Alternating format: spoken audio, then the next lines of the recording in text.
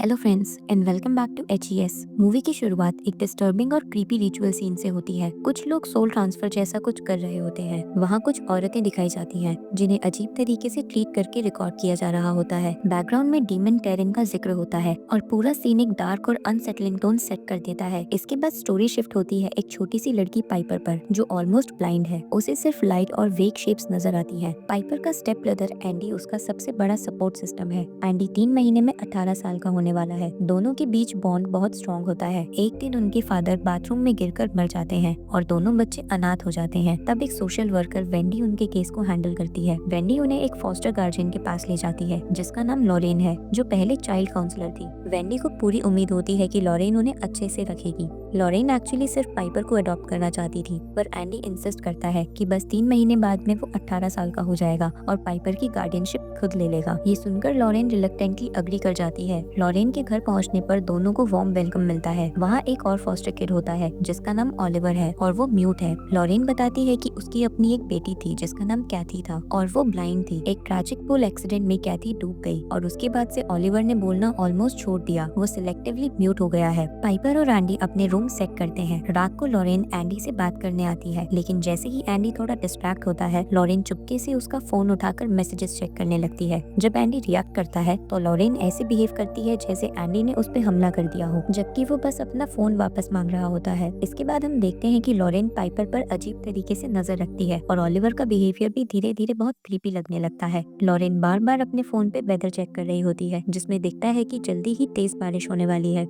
उस रात एंडी देखता है कि लॉरेन ओलिवर को लेकर घर के बाहर वाले एक मिस्टीरियस चेंबर में जा रही है, लेकिन वो ज्यादा सोचता नहीं और सो जाता है। नेक्स्ट मॉर्निंग जब एंडी उठता है तो शॉक में देखता है कि उसने बेड गीला कर दिया है। घबराकर वो अपनी पैंट वॉशिंग मशीन में डाल देता है। उस दिन उनके फादर का फ्यूनरल होता है और एंडी उनका फेस देखने से बच रहा होता है। पाइपर के पूछने पर वो झूठ बोल देता है कि हाँ सब ठीक है, पर अंदर से वो टूटा हुआ होता है। इसी फ्यूनरल के दौरान लॉरेन चुपके से एंडी के फादर के बाल काट कर रख लेती है। फिर वो एंडी को फोर्स करती है कि वो अपने फादर को लास्ट टाइम देखे और गुड बाय किस करे। एंडी को ऐसा करने में बहुत मुश्किल होती है और सबके जाने के बाद लॉरेन भी उस डेड बॉडी को किस कर लेती है। दूसरी तरफ घर पर ओलिवर अकेला होता है। वो ग्लास डोर पर बार बार हाथ मारता है और ग्लास तोड़ देता है। उसके हाथ से खून निकल आता है, पर वो फिर भी इग्नोर करके बाहर वाले चेम्बर के डोर को खोलने की कोशिश करता है। फ्यूनरल के बाद लॉरेन एंडी और पाइपर को थोड़ा चेयरफुल फील करवाने के लिए एक छोटी सी पार्टी करती है। वो सबको ड्रिंक देती है और धीरे धीरे एनवायरनमेंट थोड़ा रिलैक्स हो जाता है। अब एंडी और लॉरेन दोनों थोड़ा ड्रंक होते हैं और एक इमोशनल बातचीत शुरू होती है। लॉरेन अपनी ट्रेजेडी शेयर करती है कि वो अब तक अपनी बेटी कैथी की डेथ को भुला नहीं पाई और सिर्फ एक बार उसके मुंह से मॉम सुनने के लिए कुछ भी कर सकती है। एंडी अपना पेनफुल चाइल्डहुड बताता है कि कैसे उसके फादर उसे बाथरूम में ले जाके शावर ऑन करके मारते थे ताकि किसी को उसकी आवाज ना सुनाई दे। वो कहता है पाइपर ही उनकी फेवरेट थी, शायद क्योंकि वो उनकी दूसरी वाइफ की बेटी थी। बातों के बाद एंडी सो जाता है, लेकिन तब लॉरेन कुछ हॉरिफाइंग करती है। वो एक मग में अपना यूरिन कलेक्ट करती है, चुपके से एंडी के पैंट पे डाल देती है ताकि लगे कि उसने फिर से बेड गीला किया है। मतलब पहले भी एंडी ने बेड गीला नहीं किया था। ये सब लॉरेन का प्लान था। वो ये सब इसलिए कर रही थी ताकि ये प्रूफ क्रिएट कर सके कि एंडी मेंटली अनस्टेबल है और पाइपर की गार्जियनशिप के लिए अनफिट है।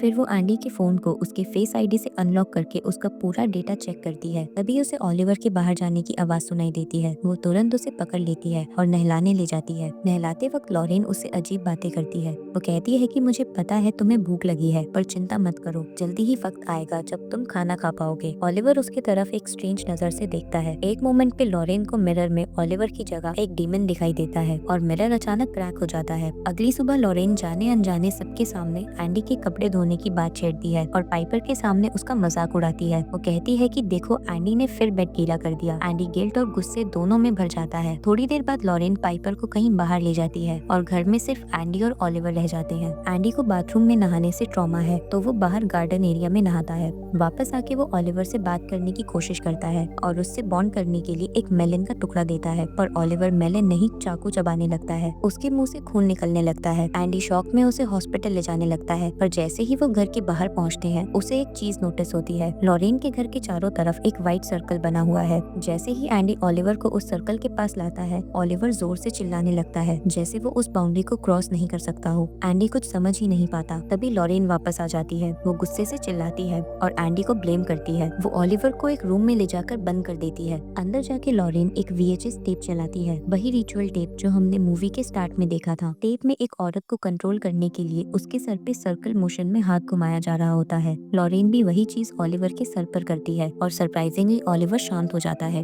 फिर वो उसे एंडी के फादर के बाल का एक छोटा सा बंच खिलाती है। ओलिवर बिना कुछ बोले वो बाल खा जाता है। लॉरेन फिर से एंडी को ब्लेम करती है कि सब उसकी गलती है। रात को जब एंडी बाथरूम में नहाने जाता है तो अचानक ओलिवर आता है, लेकिन एंडी को मिरर में ओलिवर नहीं अपने डेड फादर दिखाई देते हैं। उनके लिप्स हिल रहे होते हैं। She will die in the rain. Andy घबराकर गिर जाता है और उसके सर पे चोट लग जाती है। नेक्स्ट सीन में एंडी हॉस्पिटल में होश में आता है। लॉरेन उससे मिलने आई होती है। एंडी उसे ओलिवर के बारे में बताता है। लॉरेन कामली जवाब देती है, एंडी ये सब तुम्हारा हेलुसिनेशन होगा। अब लॉरेन घर लौटती है। तब तक बारिश शुरू हो चुकी होती है। वो बारिश में पाइपर के साथ काफी एंजॉय करती है। थोड़ी देर बाद लॉरेन पाइपर को अपनी बेटी कैथी के कपड़े पहना देती है। वो काफी इमोशनल हो जाती है और कहती है, पाइपर तुम्हें हमेशा के लिए मेरे साथ रहना चाहिए। पाइपर मुस्कुराते हुए कहती है, एंडी बस कुछ महीनों में 18 साल का हो जाएगा और फिर हम अपने घर में शिफ्ट हो जाएंगे, पर मैं वीकेंड पे आपसे मिलने जरूर आऊंगी। ये सुनकर लॉरेन के एक्सप्रेशंस बदल जाते हैं। वो खामोश हो जाती है। फिर कहती है, आओ मैं तुम्हें कुछ दिखाती हूँ। वो पाइपर को लेकर बाहर वाले चेम्बर में जाती है। वहाँ एक फ्रीजर खोलती है जिसमें कैथी की प्रिजर्व डेड बॉडी रखी होती है। लॉरेन पाइपर को कहती है, इसे टच करो।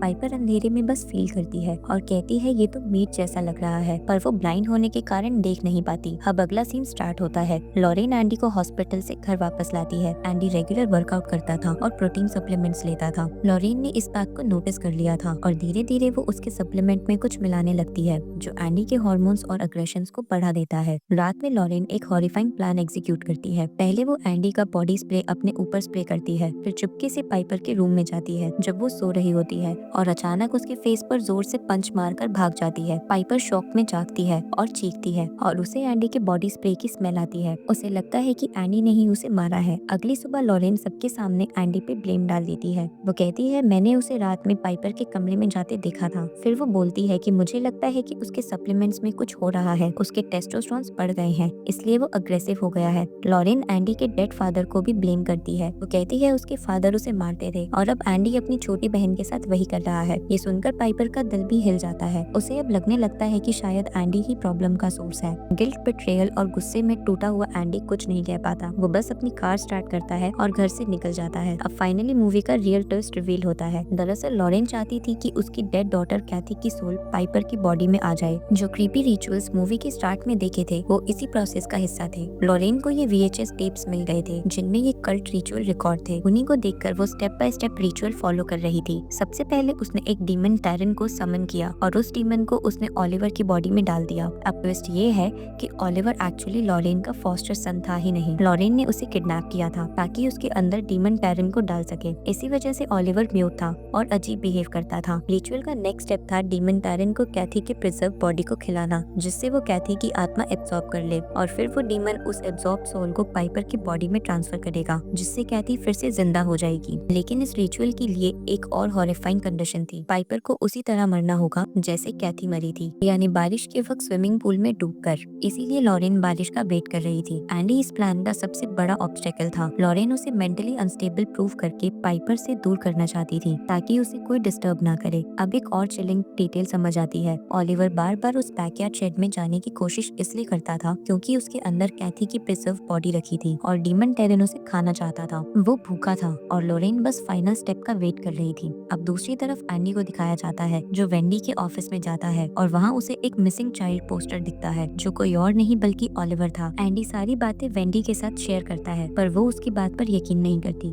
क्योंकि लॉरेन ने ऑलरेडी वेंडी के पास एंडी के खिलाफ कंप्लेंट्स फाइल कर रखी थी, इंक्लूडिंग ये भी कि एंडी ने पाइपर को मारा है। एंडी रोते हुए कहता है, मैं अपनी बहन से बहुत प्यार करता हूँ, मैं उस पर कभी हाथ नहीं उठा सकता। फिर वो वेंडी को एक पुरानी बात बताता है। वो कहता है, जब मैं 8 साल का था तब मैंने गुस्से में पाइपर को मारा था, तभी मैंने कसम खाई थी कि कभी उसे हर्ट नहीं करूंगा। एंडी की ऑनेस्टी देखकर वेंडी थोड़ा सॉफ्ट हो जाती है। उसे लगता है शायद ये लड़का सच कह रहा है। वो डिसाइड करती है कि वो लॉरेन के घर जाकर सब चेक करेगी। बार में निकलते वक्त एंडी पाइपर को एक वॉइस मैसेज भेजता है जिसमें वो कहता है, पाइपर, लॉरेन इविल है, मैं तुम्हें कभी हर्ट नहीं करूंगा, चाहे पापा ने मुझे जितना भी दुख दिया हो। उस मैसेज में वेंडी की वॉइस भी रिकॉर्ड हो जाती है क्योंकि वो उस वक्त एंडी को कंसोल कर रही होती है। दूसरी तरफ लॉरेन के घर में ओलिवर के अंदर का demon terrain completely out of control हो चुका था। वो घर तोड़ फोड़ रहा था, वो टेबल्स, फ्लोर सब खाने लगता है। जब लॉरेन घर लौटती है तो ओलिवर उस पर अटैक करता है और उसका हाथ बुरी तरह काट लेता है। लॉरेन किसी तरह ओलिवर को बाहर लॉक कर देती है पर वो खुद को ही खाने लगता है। लॉरेन अपने खुद के खून से फ्लोर पे एक सर्कल बनाती है और डीमन को काम करने की कोशिश करती है। इसी बीच एक और प्रॉब्लम होती है। पाइपर का फोन लॉरेन के पास था।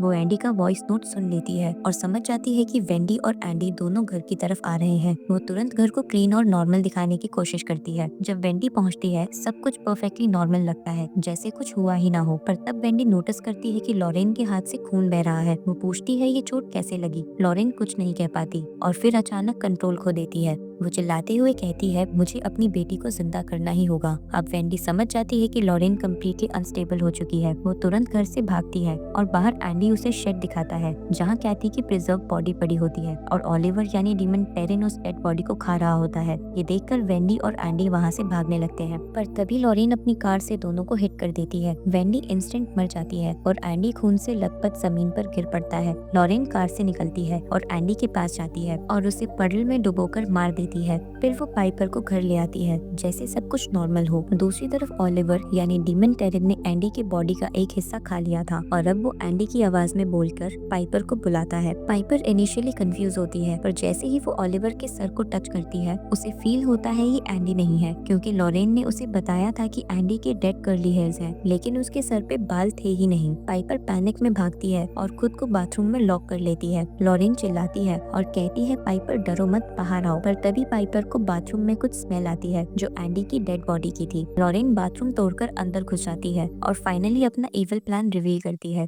वो कहती है, मैं तुम्हें पूल में डुबो के खत्म कर दूंगी, बाकी मेरी बेटी कैथी तुम्हारी बॉडी में लौट आए। पाइपर चिल्लाती है और फाइट करने की कोशिश करती है लेकिन वॉल से टकराकर बेहोश हो जाती है। लॉरेन उसका हाथ पकड़ के पूल के पास खींच लाती है और उसके सर को पानी में डुबो देती है। पानी के अंदर पाइपर को होश आता है। वो स्ट्रगल करती है और बाहर निकलते हुए मॉम चिल्लाती है। ये एक मोमेंट लॉरेन के लिए सब कुछ बदल देता है। उसे लगता है जैसे कैथी उसे मॉम कह रही हो और वो एक पल के लिए फ्रीज हो जाती है। उसके अंदर की माँ जाग उठती है। तभी पाइपर पूल से निकलती है और घर से भाग जाती है। लॉरेन अब अपनी बेटी की आधी खाई हुई बॉडी को पूल में लेकर बैठ जाती है। इधर ओलिवर जिसके अंदर डीमन था व्हाइट सर्कल के बाहर निकल जाता है और जैसे ही वो बाउंड्री क्रॉस करता है डीमन उसकी बॉडी से निकल जाता है। वो अब बस एक इंजर्ड कंफ्यूज लड़का रह जाता है। पाइपर रोड तक पहुंचती है जहां एक कपल उसे रेस्क्यू करता है और पुलिस को कॉल करता है। पुलिस वहां पहुंचती है और ओलिवर जिसका रियल नेम कॉनर होता है उन्हें वो जिंदा मिलता है और वो अब नॉर्मल होता है। फिर पुलिस लॉरेन के घर जाती है। वहाँ वो पूल के पास बैठी होती है